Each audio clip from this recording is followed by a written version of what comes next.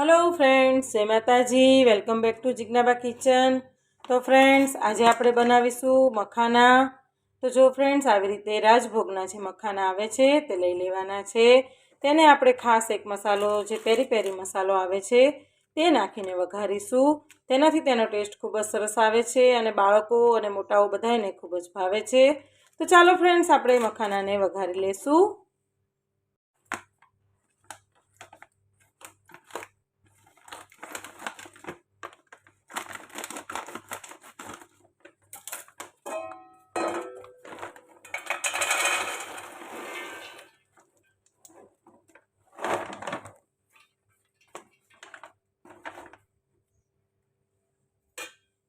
તો ફ્રેન્ડ્સ, હવે આપણે મખાનાને વઘારી લેશું। તો જો ફ્રેન્ડ્સ, અત્યારે આપણે મખાનાને વઘારવાના છે ત્યારે તેને ચેક કરીએ તો મખાના એકદમ પોચા છે, એકદમ રૂ જેવા પોચા છે। આને આપણે ક્રિસ્પી કરવાના છે। તો આપણે ક્રિસ્પી થાય ત્યાર પછી તેમાં મસાલો કરીશું અને તેને સરસ રીતે વઘારી લેશું। ફ્રેન્ડ્સ, મખાના વઘારવા માટે મેં અહીંયા એક તાસડું લઈ લીધું છે। હવે ગેસને ચાલુ કરી દઈશું। મખાના આપણે ઘીમાં વઘારવાના છે। ઘીમાં મખાનાનો ટેસ્ટ ખૂબ જ સરસ આવે છે। જો ફ્રેન્ડ્સ, મેં અહીંયા 2 ટેબલસ્પૂન જેટલું ઘી લઈ લીધું છે। ઘીને આપણે આવવા દઈશું।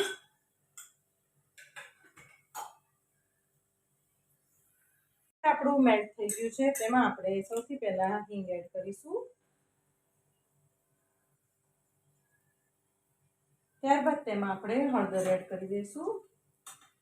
હળદર વઘારમાં જ એડ કરી દેવી, એટલે તેનું હળદરનું જે કાચુંપણ હોય તે જતું રહે છે।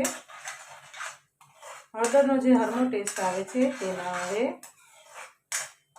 અને હવે આપણે મખાના તેમાં એડ કરી દઈશું અને મખાનાને આપણે ક્રંચ થાય ત્યાં સુધી તેમાં શેકી લેશું।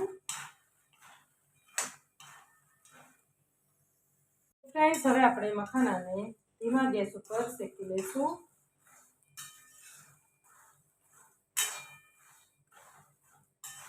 આપણે હજી એમાં હળદર જ નાખી છે, એમાં થોડું મીઠું એડ કરી દઈશું। મીઠું તમારે તમારા સ્વાદ પ્રમાણે એડ કરવાનું છે।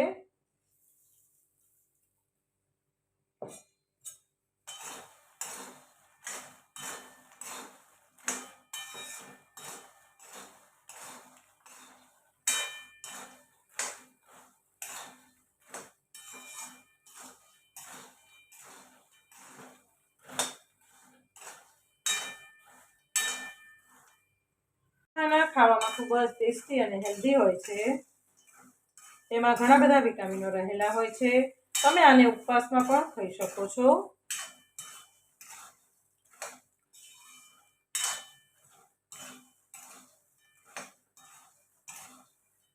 મખાનાને આપણે આવી રીતે શેકી લઈશું।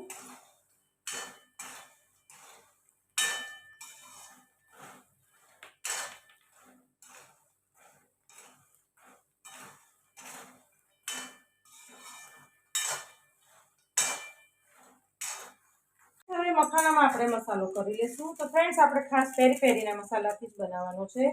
તેમાં આપણે 1 પેકેટ પેરી પેરી મસાલો એડ કરી દઈશું। તમે જેટલું સ્પાઈસી ખાતા હોય એ પ્રમાણે તમારે મરચું એડ કરવાનું છે।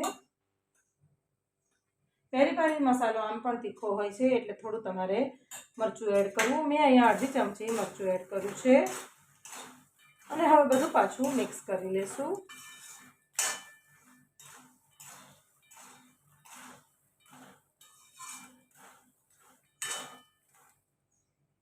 ફ્રેન્ડ્સ, જો આપણા મખાના સરસ ક્રંચ થઈ ગયા છે। જો ફ્રેન્ડ્સ, હવે આપણે મખાનાને સર્વ કરી લેશું।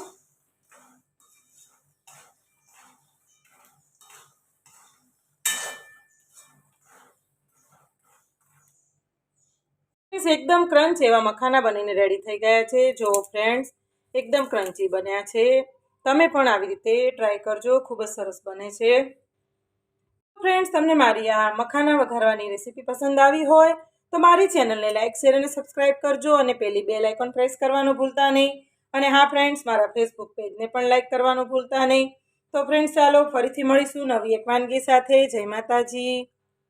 જોરદાર અને ક્રિસ્પી ક્રિસ્પી એવા મખાના રેડી છે ફ્રેન્ડ્સ।